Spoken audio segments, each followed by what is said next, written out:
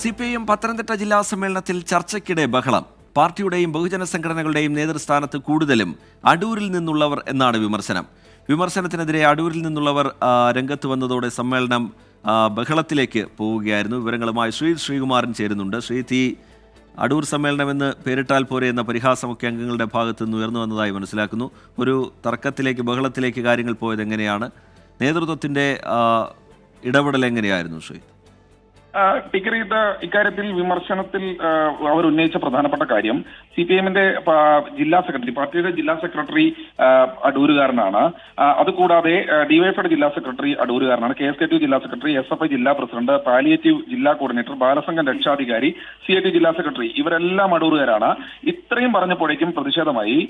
അടൂർ സമ്മേളനം എന്നുകൂടി പറയൂ എന്ന് ചില പ്രതിനിധികൾ വിളിച്ചു പറഞ്ഞു. അതോടുകൂടി അടൂർ ചില ആളുകൾ ഇതിനെതിരെ രംഗത്ത് വരുന്നൊരു സാഹചര്യം ഉണ്ടായി. പാർട്ടിയുടെയും ബഹുജന സംഘടനകളുടെയും നേതൃസ്ഥാനത്ത് ഉള്ളവരൊക്കെ അടൂരാണ് എന്നൊരു വിമർശനമാണ് ഉയർന്നത്.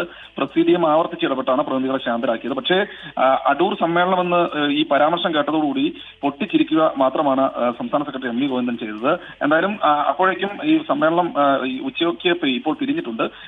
ഒരു വളരെ കുറച്ചു നേരം മാത്രമാണ് ബഹളം ഉണ്ടായത്. അതിനുശേഷം അത് അവസാനിപ്പിച്ച് പ്രസിദ്ധിയും ഇടപെട്ട് എല്ലാവരെയും ശാന്തരാക്കി. ഇപ്പോൾ ശ്രീകുമാരൻ വിവരങ്ങൾ നൽകുകയായിരുന്നു പത്തനംതിട്ടയിൽ നിന്ന്.